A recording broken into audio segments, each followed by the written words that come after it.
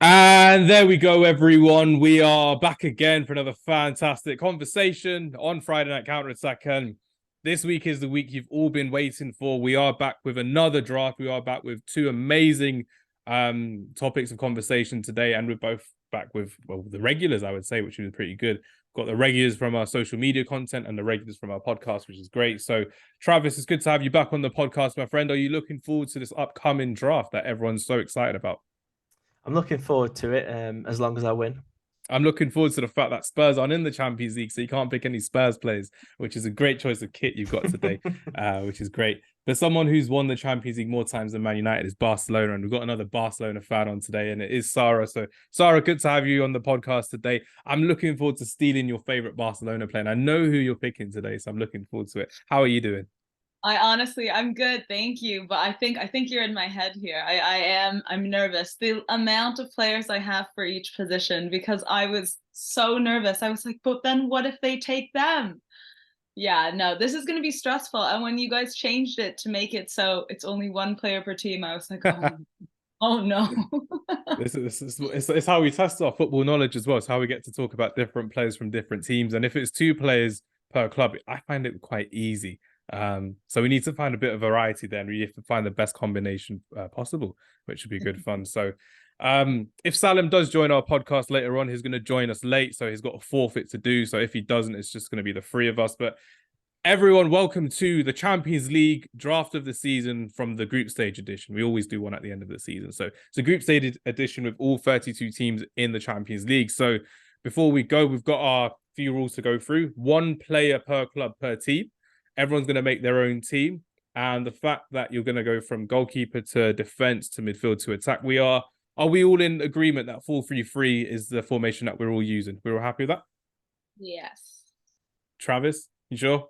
You want a 4-4-2? No, I'll avoid Sean Dyche. I'll take the 4-3-3. That's fine. I didn't know if you wanted Everton tactics or not today, so it's pretty good as well. They're never in the Champions League, so it's all good. Unlucky Everton. Right then, let's go into the draft from wildcard positions. Sara, you start us off with your wildcard. Remember, one player per club per team. And yeah, Sara first, then Travis, then me, and then we'll rotate the order accordingly. So if you had to choose the best player in the Champions League or the first player to choose, this is how I'm going to judge it. So your choice entirely, Sara. Go for it. Wait, I get to You've got really? wild card. You've got the wild card, so you got the first pick. So I'm told you I'm going to be on demon time, but I'll still be generous as I normally am, which would be good fun. Brilliant. This is great. Well, then I'm locking in, how dare I say, with my Barcelona jersey, but it has to be Mr. Jude Bellingham of Real Madrid, right in the Shock. middle. Just a Yeah, no, shock. you know what? Like that, that's brilliant. I've won. I've won just with that. I've won. I'm telling you right now. You Oh haven't. my. You haven't. You haven't. Because everyone's going on about Bellingham. There's still Champions League winners yet to be picked. And Jude Bellingham isn't a Champions League winner just yet. So he may be doing very good this season, but we've got to see who else we've got to pick going forward. But we've spoken a lot about Jude Bellingham, Sara. So tell me a bit about how Jude Bellingham actually rose to fame in the Champions League for Borussia Dortmund in his first season. How he's killing it right now, especially with that amazing goal against Napoli this season so far as well, Sara. Yeah, no kidding. I mean, like you mentioned with Dortmund, we knew the talent was there with the English side as well. I mean, he's such a talented youngster, but I think I've told you this before. When a player goes to a new squad, there's always doubts. There's always concerns of how they're going to slide in and connect with their new teammates essentially, and especially a team like Real Madrid that is so star-studded, that has so much talent.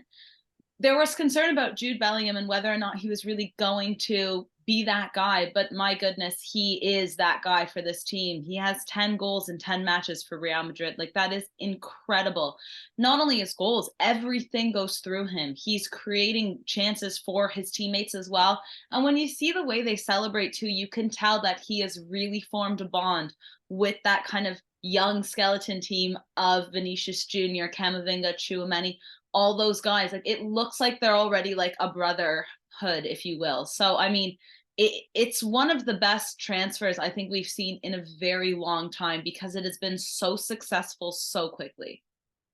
And so far in the Champions League, Jude Bellingham's got 2 goals and 2 assists so far. So you are right in terms of thinking you've won this draft, but I've still got a couple of aces off my sleeve for this one. Go ahead, Travis. Who's your wildcard pick for this one, if it wasn't Jude Bellingham already? Um, Jude Bellingham was my number one pick, so I'll give you that one, Shock. Sara, straight away. Shock.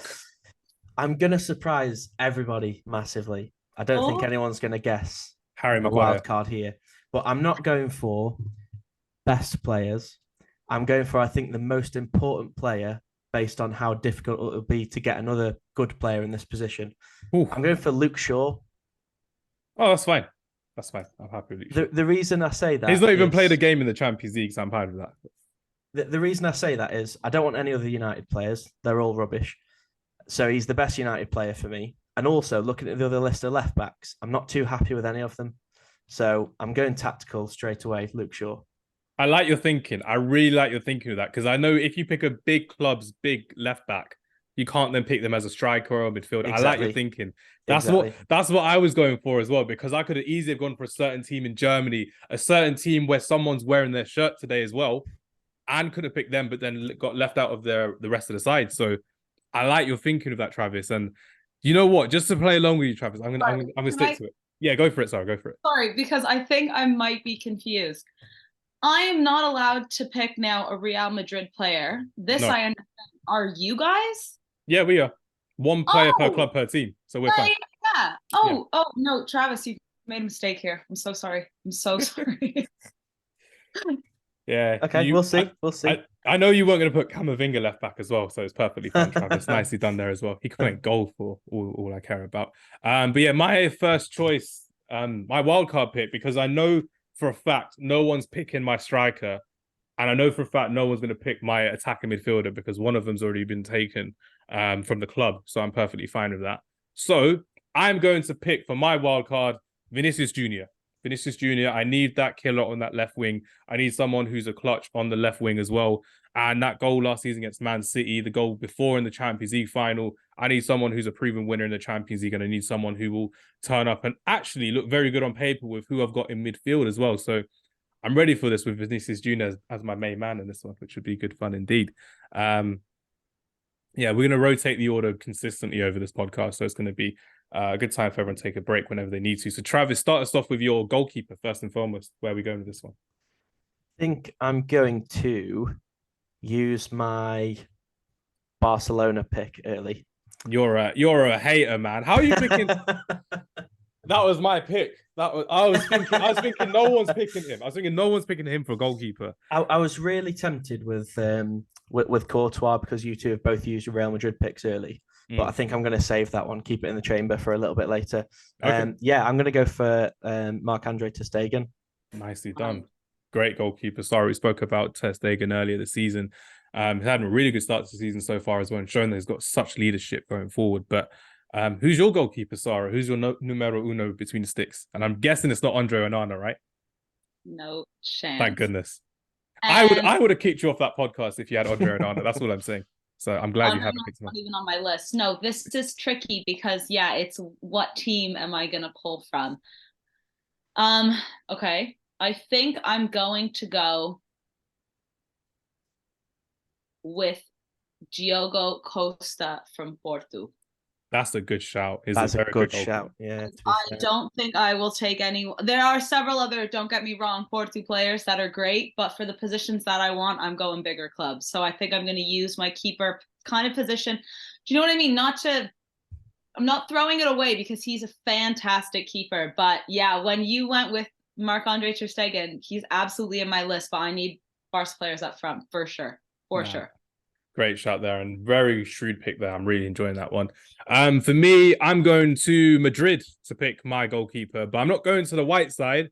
I'm going to the red and white side. I'm going to get Jan Oblak for my goalkeeper, who I personally think, with Courtois and Neuer injured, I think is the best goalkeeper in the Champions League alongside Marc-Andre ter Stegen as well. Someone who can actually handle the ball properly, command his area, and still play out from the back and receive the ball to feet, because a lot of people can only do the latter and not the former. But Travis, I'm going to ask you about Jan Oblak going forward. Is he the most slept on goalkeeper in recent modern football history? Because I definitely think he is, and I think he's been very much looked over. Sorry, you can chime in on this whenever you need to as well.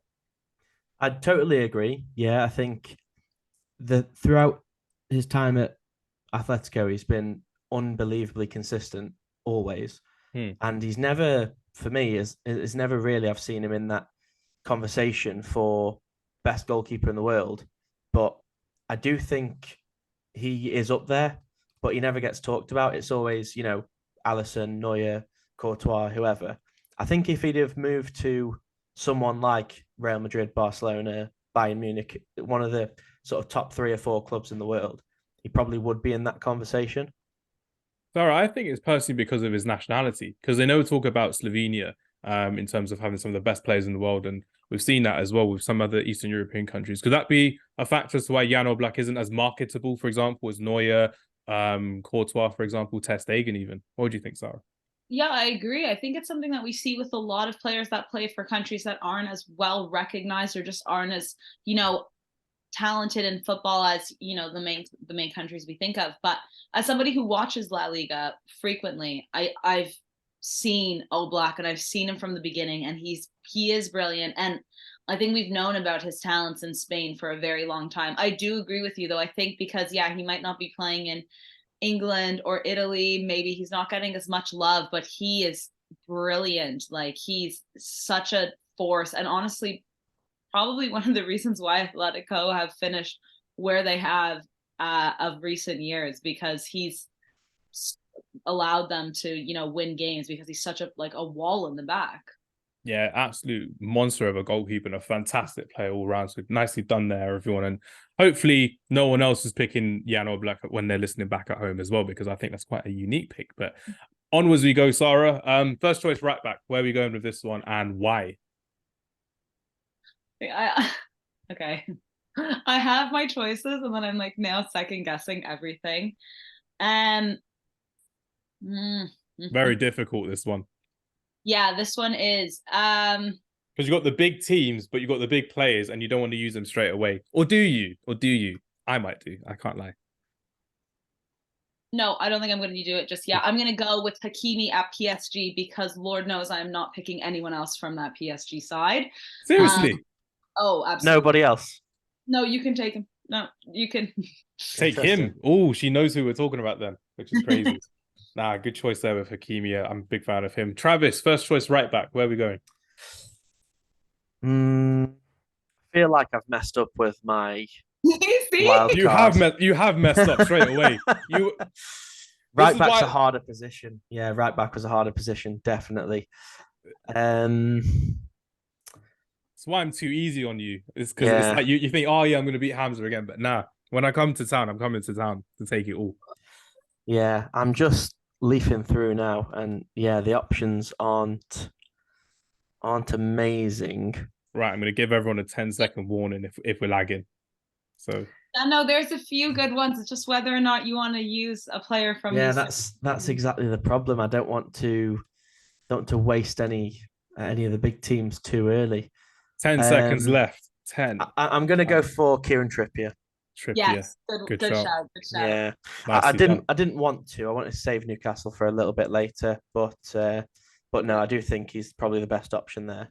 Good shout there. Kyle Walker. I'm going for Kyle Walker straight away. Man City, fantastic right back. Probably one of the best right backs in the world right now. He's been one of the best right backs in European football for the last 5 years since he's been at Manchester City. Worked under Pep Guardiola, worked in different systems. And for Gareth Southgate to play him as a right centre back, I've never really understood why, until you kind of see him under Pep Guardiola kind of playing as an inverted fullback these days as well. So Kyle Walker is my right back of choice. And now we've got 2 centre backs to go through. I'll go through first. So my first time picking first.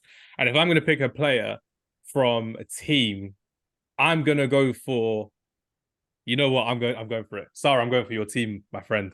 I'm going for Ronald Araujo, my boy, Uruguayan hitman. He is an absolute gunman as a defender. He can play on the right, he can play on the left, play in the middle, but he is someone who is taking on any striker you're putting up to me. So I'm looking forward to seeing who you've got as striker later on. But Ronald Araujo is my guy as a centre back. And Sara, talk to me about Araujo and how good he's been since he's gone into the first team at Barcelona. Yeah, no, he is absolutely a menace. Like you mentioned, no one's going through him. Another player that's very much die for the badge. He is also so much younger than I imagined, because the way he plays, he is a leader on that team. He is a captain, if you will, right? So he's such a brilliant defender, and I'm very jealous that you have him. He's got a sense of Thiago Silva about him from what I've watched from him recently this season as well. So he's got that leadership so early, so young as well. So good to see him in my team. And Travis, where are you going for your first choice centre back and why? Are you going for the other Barcelona centre back? That's all I want to hear. I've already used Barcelona, haven't I? Oh, you have? Nice. Yeah, I have. I'm going to go for my arch rivals here. I'm going to go for William Saliba. You Arsenal. stole him from me, but I've got Araujo, so I'm happy. Oh, I'm finished. I am finished. No, you said you had the best team, so we're gonna see at the end, Sara. So I'm looking forward to it. Both been taken from me. Oh, I was hoping you weren't gonna do it with your Spurs jersey on. Yeah, I didn't obviously don't want to choose Arsenal players ideally, but he's one of the best centre backs in the world, isn't he? Directly after Christian Romero. But, I mean, you said that on recording, so I'm going to clip the bit before you said Romero, so that's going to go on the internet, which would be good. He's about number 3 after Christian Romero, Mickey van der Ven, and then Saliba. And it's not number 3. That's all I'm saying. Nah, great shout with that one. He was definitely my second choice and my first Arsenal pick. And I've got to think about who else I've got. Sara, because you haven't picked your centre backs, you now get to pick your centre backs 1 and 2 together. So fire away, my friend, 1 and 2. All right. Well, since you've taken my 2, I'm gonna actually give some love to Hamza's team and let's go Rafa Varane. Ooh, nice shout there, Mr. Champions League, 5 Champions League trophies. Yeah, unreal. It's not a bad pick, is it? Yeah, it's not bad at all. It's someone that won it all when he was younger as well. I remember coming into that Atletico Madrid final in 2014 as like a 19, 20-year-old as well, over Pepe. So Ramos and Varane were the centre-back partnership. And that's what happens, unfortunately, with footballers. When they start really early, they then get lots of injuries going forward. We've seen it with Pogba, we've seen it with Dele Alli. When they start, so Michael Owen is a big one as well. Lots of players when they start early and they get loads of injuries, they never really consistently play the same. And Varane's injured every other week, but yeah, great shout there with Rafael Varane. Now let's hear your second choice centre back. And are you staying in England for this one? I'm not. Oh, don't take mine, Sara. Don't do it. Oh, this is crazy. Don't do it. This is okay because it's starting to get very strategic now because you have to look like I'm looking ahead at who where I'm picking for everyone else and then where I think you guys are going to pick. I'm stealing one of your picks. That's all I'm saying because you've got strikers to choose as well. Yeah, no, I need to leave that open. See, I don't know if I want to use that. No, we're doing it. We're going Fikayo Tomori. Yes, that's not who I wanted you to pick. Sorry, that's not who I thought you were going to pick. That's fine. That's a cold pick though. That's really good. That is a good shout, actually. Really good shout. Yeah. Top player. Travis, second centre back, and why? I'm going for Alessandro Bastoni. Good pick. From Inter Milan. You're going Inter Milan early, though. Going Inter Milan early. I am, but I think with a couple of choices that you two have made early on, I think a little bit further down the list when we get to strikers and wingers, I might have a couple of open goals down there. Also, I do think I've immediately got the best back 4 out of the 3 of us. Trippier, Saliba, Bastoni, and Luke Shaw. That is absolutely solid. I mean, we haven't completed us, so yeah, you have to wait and see to what we've got going forward. So, in terms of centre backs for me, I'm going to shock you all here, and I'm going to go for a player that I don't think anyone really. Actually, no, I can't go for him just yet because I've got that team going forward. I know exactly who you're going to say then, what team it is, and what player you want to pick instead. So I'm going to make it my mission to steal that player now. Mention him later, Travis. If you know who I'm talking about, mention him. I do know who you're talking about. Yeah. Oh, I know who you're talking about, and I want that other player that you want. Don't you dare! We're all going to be fighting for him. Oh, this is crazy. This is absolutely crazy. But if I'm going to go for a centre back, I'm going to have to go for a centre back where, you know what, I'm going to have to take the hit. A few of you have taken the hit already. I'm going to have to take the hit right now. I'm going to RB Leipzig. I'm going to go for Mohamed Simikan because I don't want to pick an RB Leipzig player later because there was one that you all know I'm going to pick, but I'm going to have to risk it later on. So Mohamed Simikan is my centre-back to partner Ronald Araujo. And I would take the hit because Araujo's quality, so I don't mind that at all. Go on, Travis. Travis, go ahead. Who do you think I was thinking of? Interestingly, I thought you were going to say Mohamed Simikan. And I thought you were going to save RB Leipzig for a certain ex-Barcelona player a little bit further down the line. But you're exactly right. You're exactly right. Okay. No, you're right. You're right. Let's see if one of you picked the Barcelona player later on, ex-Barcelona player later on. He's certainly very high on my list. I'll put it that way. He was numero uno, so I've had to use his teammate early, which is crazy. Sara, talk to me. Left back. Where are we going with this one? Bring it home to Canada. Let's go, Alphonso Davies, Bayern Munich in the back. Yes, please. I'm so happy you picked your Bayern Munich player early. I'm so happy. Thank you very much for that. Easy. This was easy for me. Nah, good shout there. Travis, left back. Where are you going with this one? I've got mine. Luke Shaw. Got mine. For Luke Shaw. That's fine. Yeah. That's crazy. Right, my left back. I'm going to AC Milan. Theo Hernandez. I think he's better than Luke Shaw. I'll take him over Luke Shaw. Yeah, I am sort of regretting my my choices massively, but I still think I'm in a good position. I still think I've got the best back four.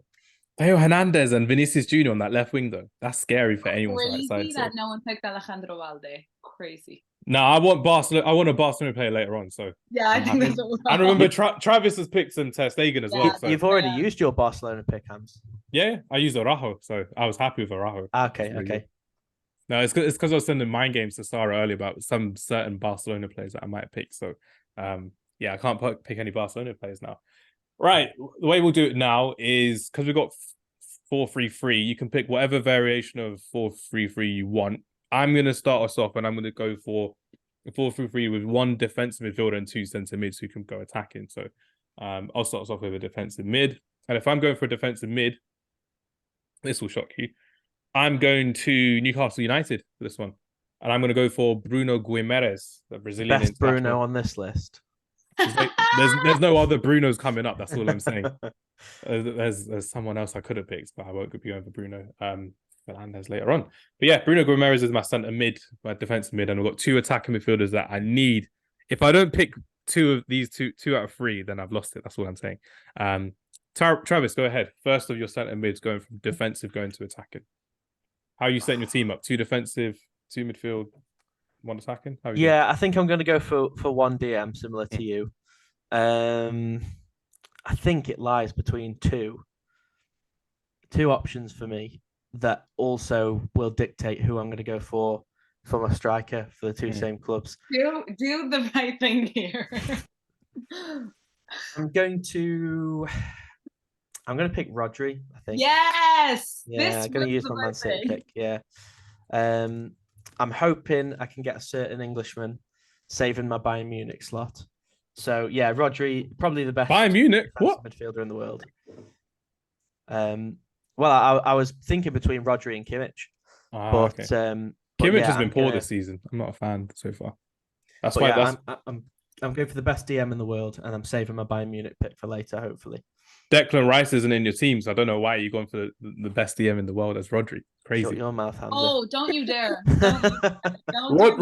Rodri's suspended. Rodri's suspended, and Declan Rice is killing it right now. He's gonna kill it for England. But Rodri, look at how Manchester City have been without Rodri. Rodri is the pendulum. And De Bruyne scores the winning goal in the Champions League final. Please, he is so underrated.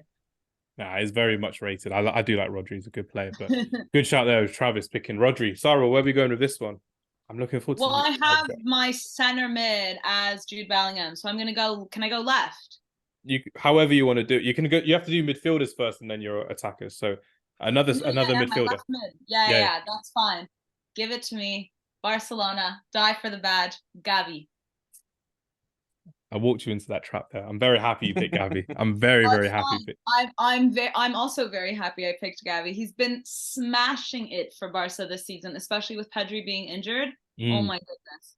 He's turned up, which has been very good to see for Barcelona, Barcelona as well. That Girona goal game as well. Crazy how they came back from 2-0 down, which was good to see. Right. Second midfielder for me, I'm gonna go for. Well, I can't pick Real Madrid. I can't pick Barcelona. I can't pick AC Milan.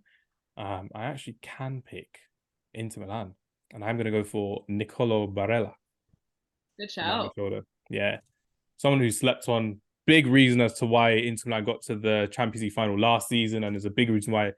Well, Italy are kind of building the team around him and Tonali in that midfield now, which is great to see. So I'm a big fan of how Nico Barella is turning up so far this season as well. Sorry, you've done two. I've done two. Travis, second midfielder, and why? I'd be daft not to pick him. I'm going for Xavi Simons. to get that Leipzig choice in there. Early. I think he's probably the best player I could have picked from Leipzig. So You forget about Timo Werner, Benjamin Sesko. Yeah, I'm going for Simmons. I was hoping you were going to pick Simakan earlier, so I could have a free run at Simmons. So yeah, I'm quite happy with that one. Nicely done there. Nicely done. So we're going into my third. Everyone's into their third midfielders, which will be good fun. So Sara, you go ahead with your third midfielder. Complete your midfield of Bellingham, Gavi, and who have you got for your third midfield? I think I can do this. This is brilliant. All right, give me Martin Odegaard. Going for Odegaard. I'm not going to lie, that was my pick for my team. So it's been very good this season, which is great to see. So I'm looking forward to seeing if he can actually do it in the bigger games going forward in the Champions League. He did have a stinker against Lens in that last game in the Champions League, but looking forward to seeing what we've got going forward. So Travis, your third and final pick for your midfield. Where are you going and why? I think I'm going to use my. Do I want to use Real Madrid? Yeah, I'm going to use my Real Madrid pick. I'm going to go for Camavinga. As your attacking mid, or are you just having a free? Well, I'm thinking obviously Rodri's going to sit deep. Simmons is going to do the bulk of the attacking from this midfield trio. Okay. And you know what Camavinga's like. He'll be everywhere anyway. So yeah, to be fair, he does play every position. So yeah, fine. Exactly. Yeah, I could have easily put him, right back, but no, he's in there. He's going to do the job in the middle of the pitch, I think, and make it difficult for the other team. Nicely done. Good shout there, and really good picks by everyone there, which is great to see. So I've picked Man City, Barcelona, RB Leipzig, AC Milan. There would have been a really good Atletico Madrid one to pick there as well. There would have been a really good Barcelona one to pick there as well. It tees me up perfectly for a Manchester United pick in terms of why I could really be choosing him going forward. But you know what? I'm not going for a Man United pick just yet. I know who your pick's going to be from United. I can see it. You can see it. Can you sense it? Can you know who I've got right now? Yeah, I know who it is. That's fine. But yeah, I'm going to use my Bayern Munich pick because I've not used my Bayern Munich pick. I'm going to go for the man who is causing me lots of comments on our social media pages right now, as we discussed about how Jamal Musiala is the main man in my midfield. So you've got Musiala, Nicolo Barella killing it, and Bruno Gomes tidying up at the back as well, which is going to be unreal to see how this midfield does with this amazing defense that I've got. Got speed, I've got power, got tenacity. And Travis, I need to talk to you about Jamal Musiala as well. We know that he's not going to be playing for England because he's a German international. We've got Florian Wirtz, who's spoken about a lot recently as well. How high is Jamal Musiala seeded? Talk to me. Do you think he can actually break that Ballon d'Or record of being the first midfielder since Luka Modric to win a Ballon d'Or because of the potential he has, the ratio of goals and assists he has for Bayern Munich? What's your thoughts on that? I think if he's going to win a Ballon d'Or, it's more likely he'll be the first midfielder since Jude Bellingham to win it. I think Bellingham will probably get in there first. Really?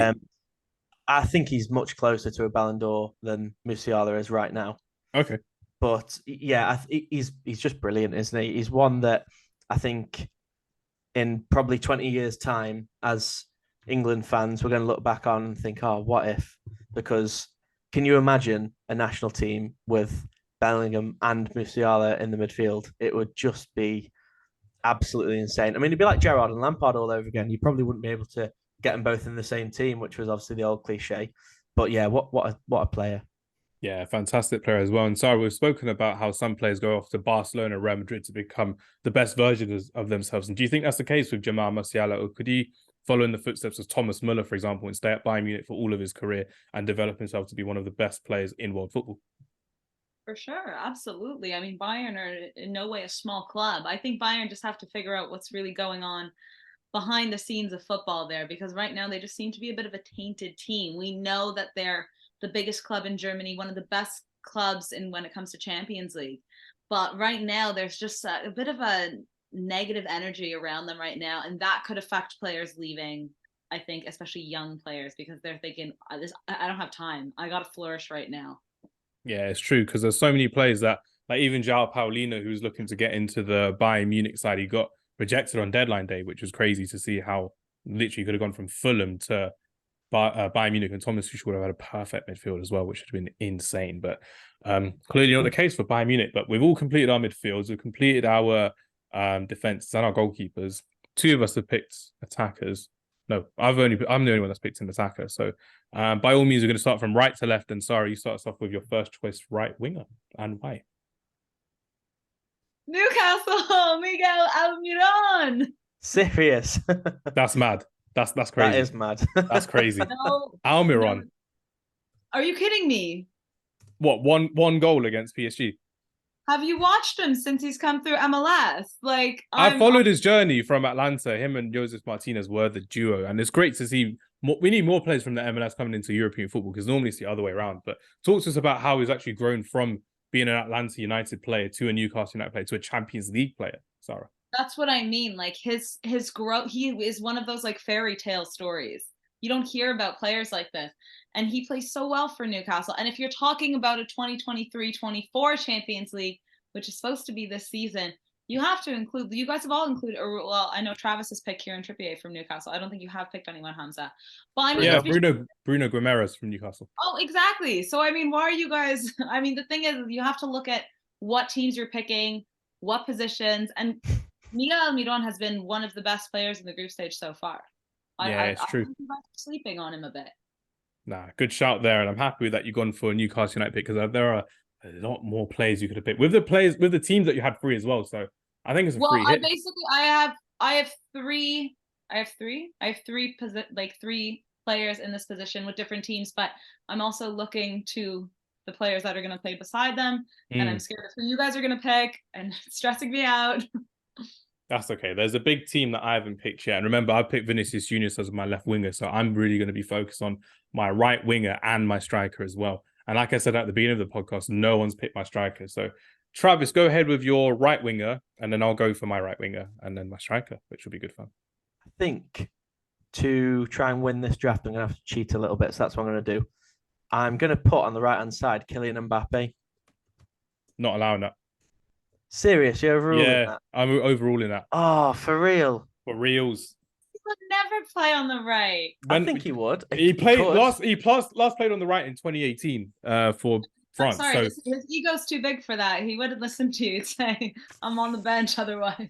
Yeah, it's true. He plays as a left winger, or like we saw against Newcastle, he has his free role where he doesn't have to track back. And look how well that turned out for PSG in that game as well, which was crazy. But yeah, Can I give him a free role that also just happens to be right wing? Nope, not allowing that. You can play him in his designated positions. Looking really nice now, isn't it? Wow. That is, I'll be honest, that's completely curtailed my plans. You might have to come back to me. Nope, you're going to have to pick, or we're going to have to give you a forfeit player. Oh, serious? Yeah. Oh, you're killing me right now. You have players in this position. There's 7 players you can pick for right wing, like actual right wingers. Yeah, I know. From the teams that. Oh, that's the thing. We have to bite the bullet with this one. He has a really good one that he can pick. You don't have that team. You have that team free, so you're fine with that. What team? No. Come on, give me a clue. We can't help one another on this one. It's going to defeat the purpose. Okay. Oh my God, you've got. Who have I got free? Let me have a look who I've got free. I've used Barca, Newcastle, Arsenal, Inter, Man United, City, Leipzig, Real Madrid. I told you Lewis Openda would have come in clutch there as well. So the big clubs that I've got left: PSG, Milan, Dortmund. I've got Napoli. I've got Atletico. I've got Lazio. I'm not seeing a huge right winger from any of these, really, unless I'm really missing something. Travis, you know ball better than this. Come on, don't do this to me. Sorry, don't do this to us. There's 2 players that stand out from those teams. Right wingers, so not left wingers. But believe me, you'll have him. No, we got to time him. Okay. We'll give 10 seconds. Okay. I'm gonna just throw one out there because you're pressuring me. I don't want to waste a pick. So I'm going for Leroy Sané. There we go. You have ruined me there because I wanted to obviously choose Kane for my striker, but that's out the window now, unfortunately. It's the game. The game's the game, I'm afraid, and obviously game is the game. Yeah, it's like if you were to put Camavinga at right back, you can't be doing that, my friend. You put Mbappe out of position, he wouldn't be playing for you, just like we were saying as well. But talk to us about Leroy Sané as well, Travis, as well. The fact that he's looking like he's back to his best at Bayern Munich, and can you see him actually challenging more in the Champions League this season, because I think if there's ever going to be a time for Leroy Sané, it's got to be now with certain strikers joining the club as well. So let me hear it. Yeah, I think when you've got Kane, you've always got a chance.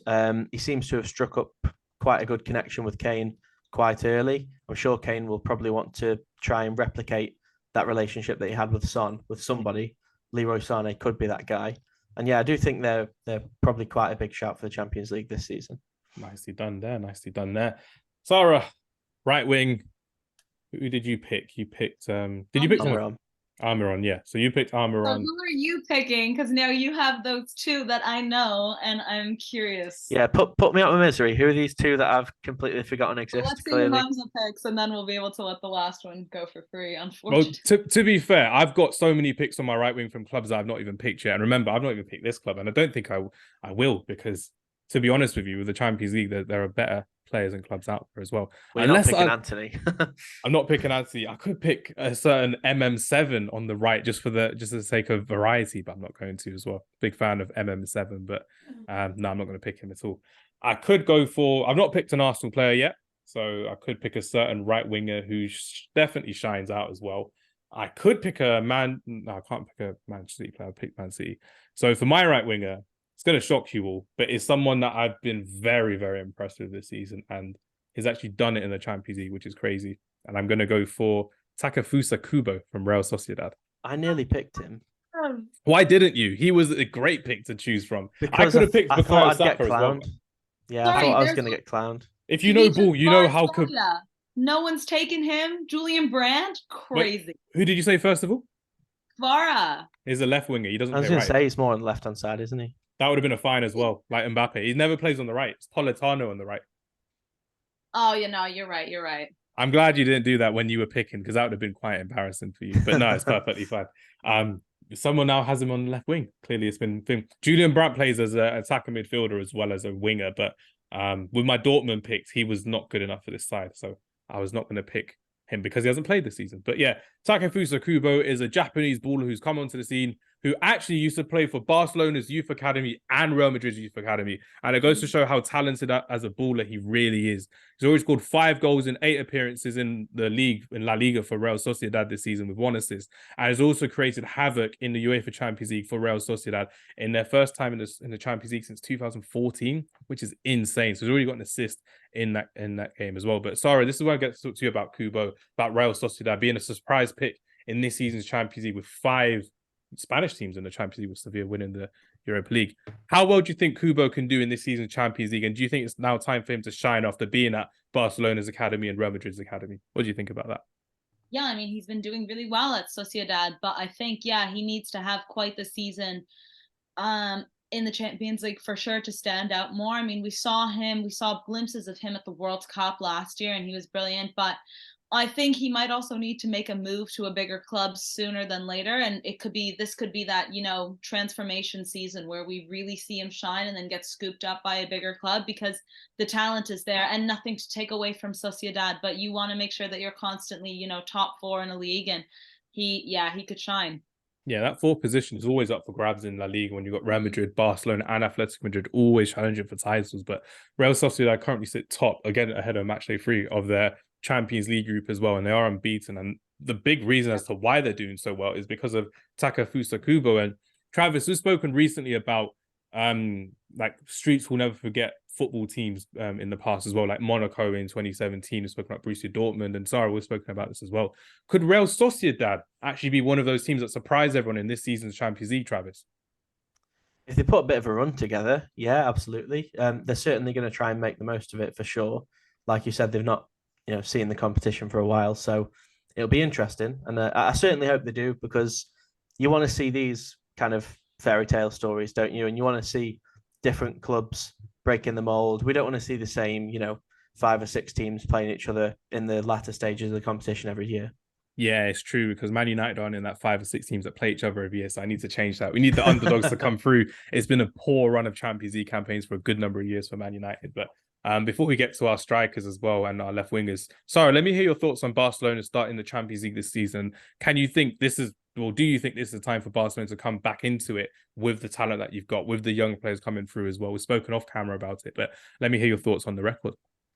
Yeah, no, I mean, they smashed Antwerp in their first game, and the thing is I get that it's Antwerp, but Barca have been so poor in the past 3 years in the group stage that they need all the confidence they can get, and they need to be convincing. So that to me was a great start. But let's be honest, that match against Porto was not great. There were some calls that probably could have gone the other way, and I think if anything, they walked away with a win, which is important, but a bit lucky if anything. They're really struggling again with injuries, and I feel like I say this every year, but you lose a few pieces and all of a sudden the team crumbles. So I don't know. We haven't had Pedri since basically the beginning. Lewandowski's now injured until after the Clasico, which is a massive loss. Ronald Araujo has been back and forth. Lamine Yamal, they're saying, has a hip flexor injury. Frankie de Jong also went out in September. So we're losing really crucial pieces. Yes, the two Joaos added in. Yes, Lamine. Yes, Gavi has stepped up. But I think it's really about this team having that grit that they once had, and it being about no matter who you're playing, even if it's a really defensive team that sits back, because this is always something that Barcelona struggles against. You got to keep pushing. I don't care what starting 11 it is. If you're losing the big guys, it's going to be interesting when they have to play Shakhtar Donetsk in the coming weeks. It's going to be a fun game entirely. We've seen Shakhtar Donetsk against Barcelona. Hopefully there could be something where you see some of these younger players stepping up, like we have already this season with Gavi, with Lamine Yamal. You got Lopez coming through as well in the midfield. So I'm looking forward to going to have a lot more game time going forward, which is great. But yeah, here we are again. I'm surprised no one went for a striker as a wild card, but I think if there was a fourth person, they may have done, but it's perfectly fine because the Fab Three have gone through perfectly fine. Yeah, Travis, go ahead. Number 9. You can't pick Harry Kane now, but it's not like you're not spoiled for choice. So come on now. It's not the worst problem in the world, is it? With all the players that you've not picked from certain teams. Yeah, I was just, obviously. That's why you want the shirt. Wanted him. Yeah, exactly. But I'm gonna go for. I'm not gonna go for Mbappe, despite nearly picking him before. I'm gonna go for. Giving me the business. I'm gonna go for Victor Osimhen from Napoli. I just want the work rate, I think, instead of Mbappe. Nicely done.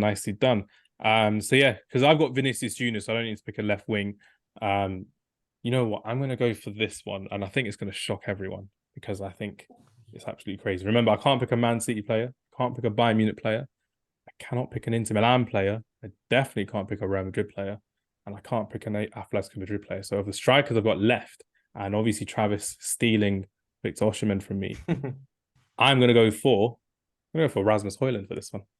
I'm very happy with Rasmus Hojlund. I knew you were going to go for Hojlund. He couldn't resist. Nah, I needed him in the team. He's been our bright spark in the Champions League this season. 3 goals in 2 games. And it's great to see that he's actually the top scorer in the Champions League so far this season. Granted, it's only match day 2, but like Sara said, when your team's been ridden with injuries, you need players to step up. And we've seen some experienced players from Man United put their heads down, drop away, not work for the badge, not work for the team, not work for the fans, or even for themselves. But one player who definitely has done it in both the two games, the 2 defeats that we've had to Bayern Munich and to Galatasaray, is Rasmus Hojlund, scoring his first goal for Man United away at the Allianz Arena, where we've always struggled, and then scoring 2 goals and one amazing solo goal from the halfway line, running into the box and calmly finessing his way forward as well. So Rasmus Hojlund, I'll happily take you in my team because I needed a striker, and I don't want to pick anyone else from Man United besides Rasmus Hojlund because I think the only one I was going to consider was Rafael Varane, and Sara took him.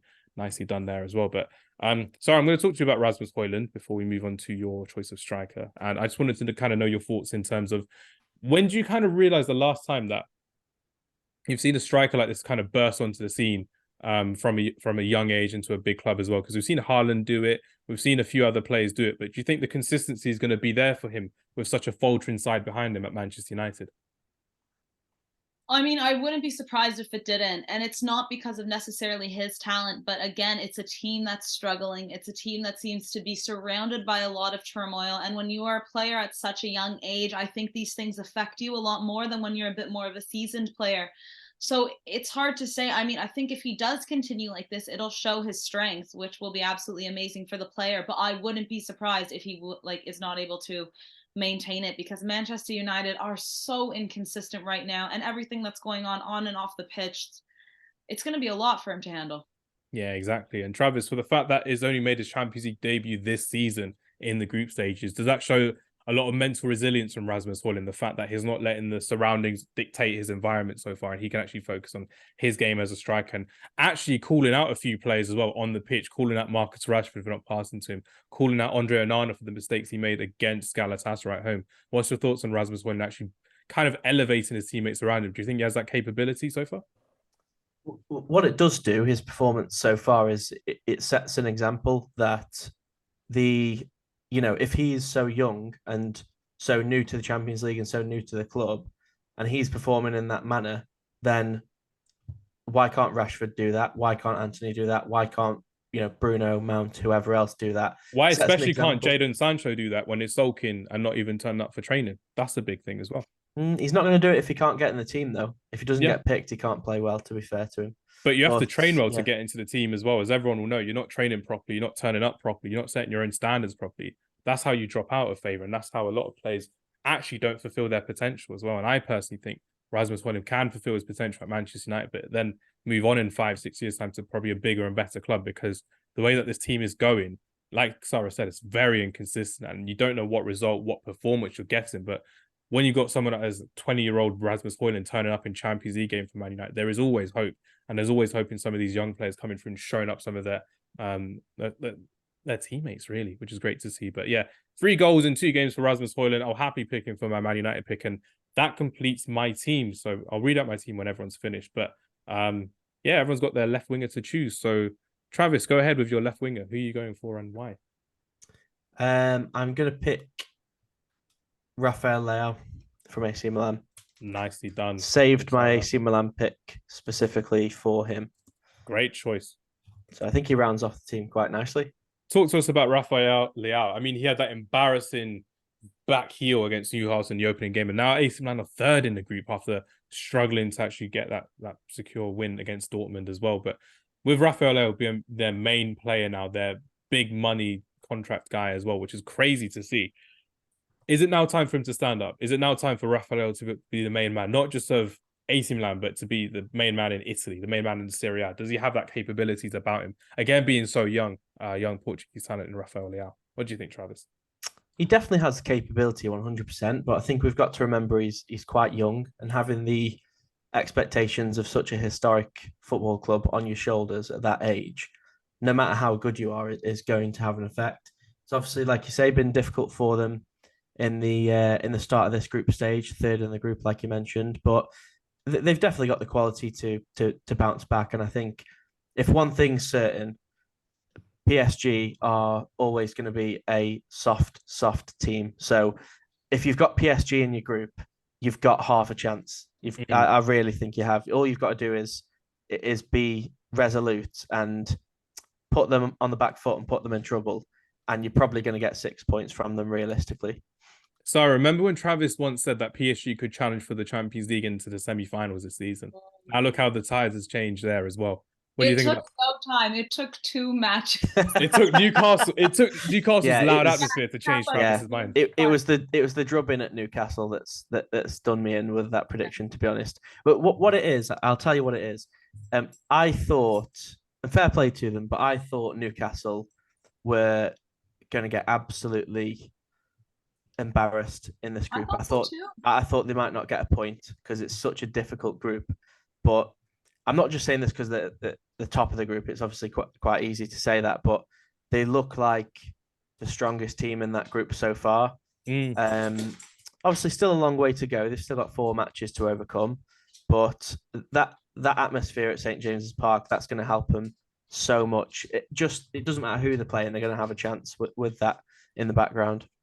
Do you know what it reminds me of? Sorry, it reminds me of when Dortmund first came into the Champions League and everyone was getting gassed over that yellow wall. And now you're seeing Borussia Dortmund and they're faltering on the pitch and off the pitch as well. Like, you're watching their game against AC Milan and there's not the same atmosphere. There's not the same drive or passion from the fans. And not to say that it's not there. It's just the fact that it's been very difficult for Borussia Dortmund. And I think I'm right in saying none of us have actually picked a Borussia Dortmund player because they're bottom of their group and they've failed to flatter so far as well, Sara. So do you think there's a way back for Borussia Dortmund, or do you think with Rafael Leao and AC Milan, there's more of a chance of them coming back into this group stage in the Champions League? I mean, to be honest, I still think there's a chance that PSG go through and not Newcastle, and not based on necessarily technique or the way they're playing football. It's more of a matter of experience. PSG have played in the tournament longer. Newcastle haven't, obviously. Yeah, St. James's was really good, but how long can Newcastle kind of maintain this pace they're at? I'd love to see it, don't get me wrong, but right now I still think PSG and AC Milan are likely to go through. Even if you were to sub in, let's say, Newcastle for AC or PSG, I don't think any of us are taking Dortmund either way. Yeah, Dortmund are looking like a team that are just really, really bad at the moment. In the league, they're still doing okay. They've still done pretty good. Marco Reus, who spoke about earlier this season, about becoming the third all-time goal scorer in Bundesliga history, which is unbelievable from an attacking midfielder, from a winger. But they're missing that number 9 up front that can kill chances. Fulcrum can't do that. Daniel Marlin can't do that. Haller can't do that as well. So it's been quite embarrassing. And to still have Hummels at the back, it's kind of like with Man United still having Johnny Evans at the back. And it's just, they're all unfortunately past their best. And unfortunately, Sara, I think you may have the best team if you pick one of these two players. So you picked your... Well, so this is what I've realized now is I've made a terrible mistake.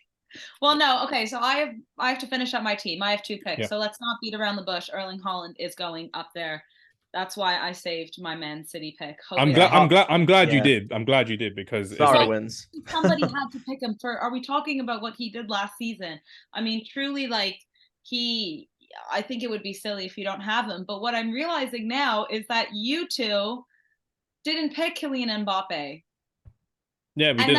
None of us have Kylian Mbappe on our team. And are we sure? I'm happy with Vinicius Jr. That's why I picked him as my wild card. One of them's won the Champions League. One of them's won in the final. One of them bottled the final in Benfica. I'm just shocked that you took Leal over. I mean, I guess like if we're looking at what happened in the Champions League last year, Leal obviously got farther than PSG and was absolutely brilliant. But is it crazy that people are going to look at this and is everyone going to be like, where's Mbappe? Oh, see, I feel like I've been robbed here because you had him on the other side. On the list that I'm looking at here that Hamza shared with me, Mbappe is down as a striker, and he plays as a striker or left winger. I didn't pick him anyway, but I tried to put him out of position. I got told off, so I probably would have picked him over Leao. You could have picked him over Austin, man. In the middle. You had first choice on. Yeah, I know. That's what I'm saying. I would have, but if he can go in at left wing in Sara's team, but he can't go right wing at mine, I feel a little bit aggrieved. Could have picked him as your wild card. You picked Luke Shaw as your wild card. You have no one to blame but yourself, Travis. Let's be real. So if I didn't pick a PSG player, would I have been allowed to put Kylian Mbappe on my left? You picked a PSG player, right? I didn't. I'm just curious. If you didn't, you couldn't. No. Yeah, I don't know. He is playing on the left. I should have picked Benjamin Pavard. I actually had.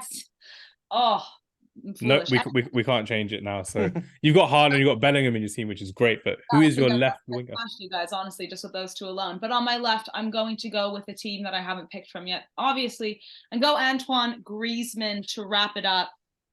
Between him, there's a couple players there, but he is no Napoli pick. No.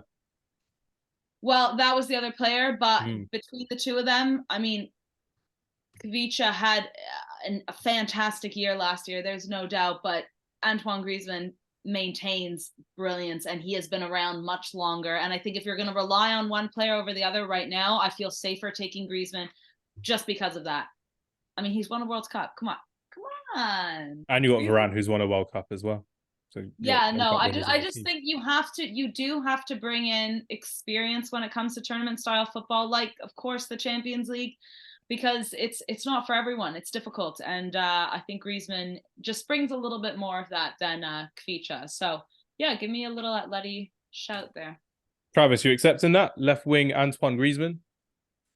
Yeah, I think that's a very, very good shout. Yeah, to be fair, completely forgotten about Griezmann, but yeah, I think he's. How dare you forget fantastic. about Antoine Griezmann? I thought you guys might. I had a few that I was like, they're never gonna get this. Like, I picked Oblak, so I was out of Atletico from the beginning. But Antoine Griezmann would have been a great pick for me. When you took Take, I had Bryce Mendes playing at the right mid at one point because I was like, what if they just take everything and I need a random pick? No one's gonna take Sociedad. That's a great shout. That would have been insane. Would have been insane, but. Yeah, before we wrap up the podcast and talk about our own teams expectedly, we've got to talk about Antoine Griezmann's start to the season because he has been unreal. And the fact that he's playing in the same system as he has done last season, but the fact that he's back to his best now, he didn't really perform well at Barcelona, but is absolutely insane right now. Scoring 1 goal in the Champions League in 2 games, 4 goals in La Liga this season. Antoine Griezmann, for me, is back and he's ready to take on La Liga, he's ready to take on Europe. And I'm really, really excited to see if we can get one more great season of Antoine Griezmann. Sara, are you kind of afraid that Antoine Griezmann is almost back to his best now under Diego Simeone in a more attacking style of play for Atletico Madrid? I guess from a Barcelona perspective, you would be, but I'm also so happy to see him doing well again because he's such a likable player, such a fun player. He's been around for so long now that like we've all really kind of like, I feel like, grown a relationship with him. And I am happy to see that he's succeeding again, because when he wasn't playing well with Barca, I was frustrated for him too, just because he had longer hair than you at Barcelona as well, which was crazy. Oh my God, yeah, his hair was nuts. But no, it is good to see a player like him succeed because, yeah, he's so likable. Yeah, it's crazy. And Travis, with the way Atletico Madrid have played, obviously we went to Madrid last year and we got to see their stadium and their surroundings, which was amazing. Antoine Griezmann has been in 3 finals with Atletico Madrid and lost all 3 of them. 2 in the Champions League, to both Real Madrid, respectively. One of them on penalties in 2016. Is there still time for Antoine Griezmann? Is there still time for Antoine Griezmann to become a World Cup winner and a Champions League winner, as well as a Europa League winner? Could Atletico Madrid be the dark horse this season because of Antoine Griezmann's amazing form alongside Alvaro Morata? Respectfully, no, it's not going to happen. I think they're a quality side, and with a player like Griezmann, you've always got half a chance. But no, there's just too many good teams. City will be there or thereabouts again. Real Madrid look unbelievable with Bellingham. Bayern Munich are going to be up there. You picking PSG or Newcastle for this one, Travis? Where are we going with this one? Neither. But no, I think that there's going to be too many other teams that are too good for Atletico to have a real chance. I think if they made the semi-finals, they'd be really, really happy with that. I mean, with Atletico Madrid, for me on paper, besides Barcelona, they have the second easiest group in the group stage for them. They've got Celtic, they've got Feyenoord, they've got Lazio. They drew to Lazio with that amazing goal from Provedel, the goalkeeper, in the last minute of the game. They came back from behind at home to beat Feyenoord at home, the champions of the Netherlands, and they're going to take on the champions of Scotland, Celtic, after this whenever this podcast comes out. It'll be on match week 3, which will be fine as well. But yeah, Sara, do you reckon Atletico Madrid will focus more on Champions League this season or on La Liga, with Diego Simeone having a smaller squad than usual and a few injuries as well? What do you think? It's hard to say. I mean, I think them making a good run in the Champions League would be great for them. And then if they do end up going to the Europa and winning that, that's fantastic. I think it's hard right now with La Liga because it's so much about like consistency throughout the year. And they're not bad right now, but they're also kind of, and same with Barcelona. So it's, I don't know which one you prioritize more. In Spain, La Liga it's the same thing with most people in UK. Like the Prem is the Prem, and La Liga is like, that's more important. But for Atleti, like just to boost their souls, if they were to get a good run in the Champions League, it just would bring back so much attention to that club that I feel like has trickled away a little bit. Yeah, I mean, with Diego Simeone, the longest serving manager in the Champions League with 12 years of experience, almost getting a new contract, and we're going to have to wait and see when he does, or if he does, which would be great. He would definitely want that one Champions League, because at the moment, besides him being the Atletico Madrid manager, he's just known as the villain in the David Beckham documentary, which I won't spoil for anyone who hasn't seen it, but if you were alive at the time, you would have known he was the villain in David Beckham's origin story as well, which is great. So, but what is great is the fact we've all picked amazing teams. I'm so happy we picked such incredible teams with such a variety of talent, availability from different teams. I'm very happy personally that Travis picked one more Arsenal player than me, and he's on record with a Tottenham jersey on. So I'm very happy, Travis, that you're the one of the Arsenal player. Oh, God, yeah, you didn't even pick an Arsenal player, did you? That does make me look bad, actually. Before we wrap up and pick our teams, honourable mentions for anyone. Who did we miss out that we could have picked? Maybe Kylian and Mbappe. Jesus. Mbappe. Harry Kane. Yeah. Are you going to post this on socials? Like, we should have all of ours beside each other, and then we will have the hounds be released, because they are going to come for us. Yeah, absolutely. All the Italian fans saying, why have you not picked a Lazio player? Oh my God, it's just going to be crazy. They're going to be hating on us. which is insane. What about Magnan in the back for Milan? Keeper, brilliant. I would have picked him, but I wanted to save my AC Milan pick for a layout. I think that's how we all kind of felt. Like it was a I didn't pick a PSG player, remember? I didn't pick Marquinhos or Kimpembe or. I should have put Pavard in the back and taken Mbappe, and then as long as if everyone would have seen Mbappe, Jude, and Hojlund, they wouldn't even look at the rest of your teams. Yeah, it would just be clicked. It would have been good. To be fair, I think even without Mbappe, just Bellingham and Haaland, I think we don't even get a look in anyway, do we, Hamza? I think we do. I think it's more about who's come second. No. If people watch football in 2023, they will know that we've both got really good teams. But the fact that people are going to be looking at Haaland and Bellingham, they will know that this is a great team. But there are places that they can be exploited as well. And Sara did really well to pick both Haaland. Do you know what though? She saved it really well, didn't you, Sara? You saved it to Man City. I was like, I didn't want to risk it with Man City. That's where it went Walker straight away. Travis, you actually really did sewer yourself with that Luke Shaw. Like, I think, and the Bayern Munich one as well with Harry Kane. You wasted that. Yeah, I think you if you would switch that, I think we all would have had very different teams. I agree. No, I'm happy. I'm happy with that, despite what you guys think, because I think if you look at what I was going to say, just with you saying about Bellingham and Haaland, I think of our three teams, if there's one backline that could keep Haaland and Bellingham quiet, I'm just going to say it. Mine's the one. Rodri, mine's much better than yours. I don't know about that.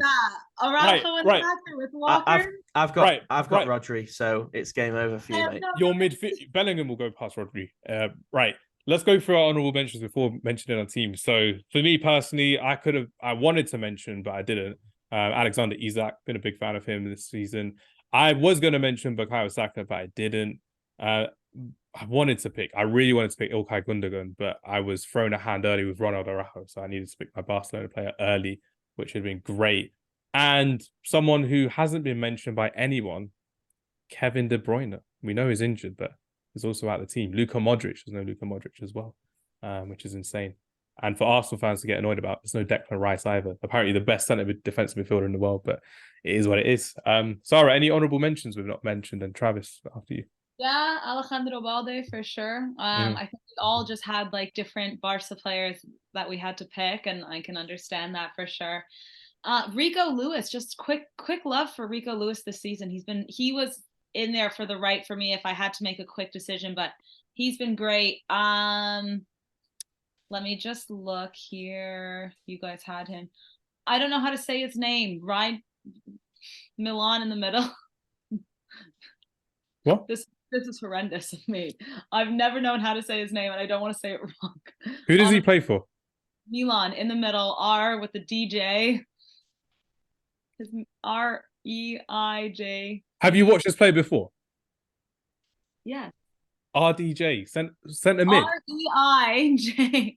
The midfield for Milan. Oh, we have to cut this out. No, you're gonna have to say it. I want you to say it. It's gonna be funny. Is it? I think it's pronounced Reinders. Is it Reinders? Why'd you spoil it, Travis? Tiani Reinders. Is that the one? I wanted her to butcher it on camera. It would have been. No, I was sorry, going to say that Jay, but I just didn't want to say it and sound real foolish. But he's been really good for Milan this season. This season, at least, anyway. Is just if we needed someone, of course, Julian Alvarez, guys, brilliant. Yeah, joint top scorer. Yeah, probably better than Haaland this season. Yeah, it's crazy. Travis, who are we missing out here? You guys have covered all of them. A couple of them that I thought of were Tchouaméni. I think with Real Madrid having as many good players as they've got, he was always going to struggle to get a shout. Maybe if we had a fourth player, he would have got in.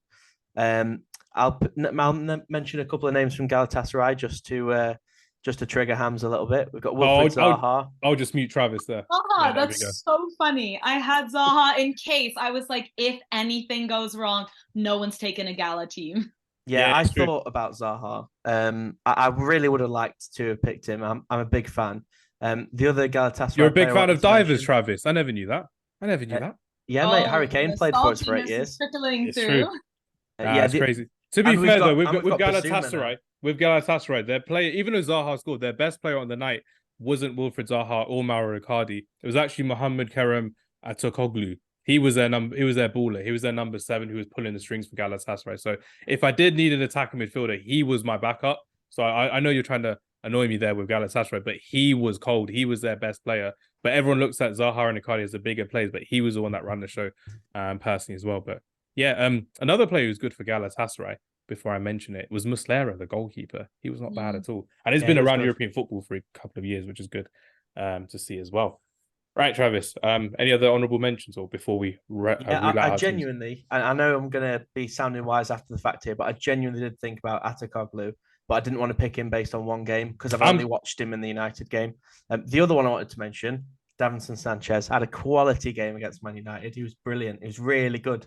2 assists. Come on. It weren't good. It wasn't good in that game. I'll be honest with you. It was good. He bottled it for the Rasmus goal. He bottled it for the Rasmus goal, which was crazy. He got 2 assists, and one of them was a long ball, and one of them was a through long ball, mate. It was a great. It was a Sean Dyche football. It was Sean Dyche football. That's all I'm saying. Let me tell you, if that had been Ruben Diaz, Virgil van Dijk, if that had been fashionable centre back, you'd have seen that all over football Twitter. It was a great pass. It's because he didn't do it at Tottenham. That's the thing. He just did it at Ajax, which is crazy. But no, nice shout there with the Galatasaray players. And I think Galatasaray could even surprise Bayern Munich when they end up playing them as well. That's how good they were on the day. But yeah, Travis, read out your team from back to front. Also, Frankie de Jong, big miss in the side as well. Great player.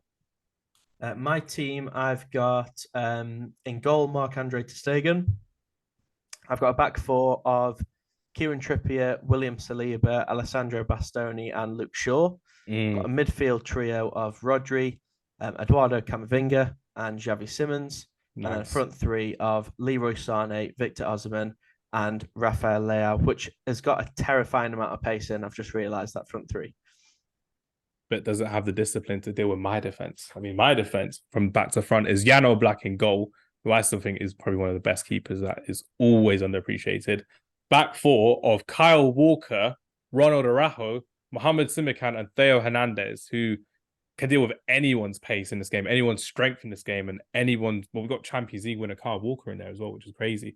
We've got Bruno Guimaraes holding it down with Nicolo Barella and Jamal Musiala turning up with the creativity, with the flair in the midfield as well. And with Jamal Musiala, is going to be playing with Takefusa Kubo, the young Japanese winger who's killing it right now for Real Sociedad, is going to have big things going forward if everything goes well for him. A younger striker in Rasmus Hojlund, who's already a top scorer right now for Manchester United in the Champions League, and joint top scorer in the Champions League with Julian Alvarez, and Champions League winner Vinicius Jr., who is back from his injury and looking just as good as Jude Bellingham, because their partnership is going to thrive this season in the Champions League. I'm looking forward to that Braga game as well. It's going to be insane. Sara, who have you got just to put us out of our misery with your amazing team as well? Yeah, Diogo Costa in the back, Porto man. In front of him, Hakimi, Varane, Fikayo Tomori, and Alphonso Davies. Also a lot of pace, actually, from both those wingers, I would just like to say. And Tomori as well. Yeah, that's very true. This could match your team, Travis. I don't know. In the middle, we have Jude running the show with Odegaard and Gavi alongside of him. And up front, Erling Haaland with Almiron and Griezmann. I think that midfield... Almiron. Absolutely wild pick. Match day 6 is going to prove us both wrong, Travis, and we're going to look very, very bad. And we'll have to clip this up again when he's top scorer by the end of the group stage. It's going to be maybe. I think your worst pick in that one was Odegaard. Above Spurs, we'll chat. Ooh. There's no places above first in the Premier League, Sara. Let me tell you that. I know. You take your screenshots now because you're. Yeah, it won't last long. It's crazy. It's crazy. I can't believe no one picked Mbappe, guys. It's actually nuts. No one picked De Bruyne as well. No one picked Foden. No one picked Grealish. Like you said, though, he's been injured, hasn't he, De Bruyne? And so Luke Shaw's injured. He's not played this season. Yeah, fair enough. I'll shut up. But at left back, and you're like, oh, my wild card is Luke Shaw. That's wild, Travis. That's the wildest pick. I like Luke Shaw. I think he's your best player, genuinely. That should be a clip on its own. I do. I think he's your best player. I really do. I don't think you've got any real quality in that team at the minute. I think Luke Shaw's the best player you've got. That's a good excuse for next time you text me about Man United losing. I'm like, oh, we're missing Luke Shaw. We're not the best team at the moment. Take the best player out of any team and they'll struggle. It's true. Take out Rodri. Man City are losing to Arsenal. Take out Luke Shaw. We lose to Galatasaray. It's insane. But no, everyone did very, very well in that one. I really wanted a fourth player because it would have been so difficult for a lot of people to think on the spot. But the fact that we all got to think on the spot was insane. And I'm really, really happy with this podcast. And hopefully everyone doesn't come and complain to me. I'll send them Travis's mobile number so they can complain to Travis about his back four and picking Luke Shaw. But no, it's looking, it's looking very, very good. And hopefully with the Champions League, there's going to be a couple more games this group stage. And hopefully we're going to see Man United thrive and Barcelona thrive, and Tottenham maybe even could qualify for next season in the Champions League, which is great as well. Do you know Rasmus Hojlund Laugh, Sara. It's happening. Rasmus Hojlund scored more goals this season than Harry Kane scored last season for Spurs, and they went into the knockout stages in 2 games. That's crazy. That's absolutely crazy. Rasmus Hojlund is here to stay. I'd love to see Spurs make the Champions. Like, I wasn't laughing at that. I was just laughing at the way that he had to try and say, like, in Barcelona and United and maybe next year. Maybe next year. Yeah, maybe next year. Abdo does her intros for like Thierry Henry and Jamie Carragher, and then she goes, and 2-time Champions League appearance, Micah Richards. Yeah, we're the Micah Richards. Yeah, all day. I'd actually on and off note, I'd love to see Arsenal versus Spurs in the Champions League. I think that would be absolutely insane. That would be amazing to see. I think I would actually die. I think the increase in blood pressure would be just too much. I think it'd kill me off. It'd be so funny to see that game and potentially just see you just there like, yeah, I don't want to watch this at all. It'd be absolutely insane. But yeah, everyone, thank you very much for this week's podcast. It's been amazing. Everyone listening at home, do send us your favorite Champions League group stage drafts with 1 player per team, because it was not as easy as it looked and it was insane. Sorry, with other people though, because if I'm doing it by myself, it's much easier. It's easy by yourself. Yeah. Tell everyone listening, grab a couple friends and do it like a draft like we did, because it's much more difficult. You'll just have, it's like the comments I'm dealing with this week. Why didn't you pick him? Why did you pick him? Like, you'll see exactly why we didn't pick him. If you listen to our podcast, you'll know exactly why, because you've got formidable opponents, which is great. And speaking of formidable opponents, before we wrap up, Sara, why don't you mention to everyone about your new Instagram page and what's that going to consist of as well, coming up? Oh, it's finally just me getting it together and having a professional Insta account so I can properly keep all my footy content somewhere and not bother people with my traveling and whatnot that they don't care about. So yeah, unless you go to Barcelona again, then we've got more matchday blog content. No, but yeah, you will be tagging it in these at Sara Pararia. It's just going to be where all the footy content will be, and it'll just be a lot easier to keep organized and connect with other footballers and whatnot in the media, football journalists and whatnot. Vamos, glad to hear it. And Travis, finally, how's everything going at AFC Crew at your director's role, your supporting director's role? What's happening there, Travis? Have you signed Mbappe yet, seeing as he didn't make our draft? What's happening? We're going for the pre-contract agreement with him from next season. That's what I'm hearing. 2024, 2025, you'll see Mbappe in an AFC Crew shirt. Just keep your eyes peeled. Just throwing it out there as well, which would be great. But yeah, no, everyone, thank you very much for listening to the podcast. It's been a blast. And if you want more matchday drafts as well, I think we're getting more people wanting drafts. So I thought, you know what, whilst we've got the time, let's just do it. And it's great fun as well, which is great. Now it's up to Sara to decide what matchday draft we're going to do next, and I'll let her decide off camera, which would be great. But yeah, everyone, thank you very much for listening. Do follow us on our YouTube page. Do follow us on our social media pages in the description below.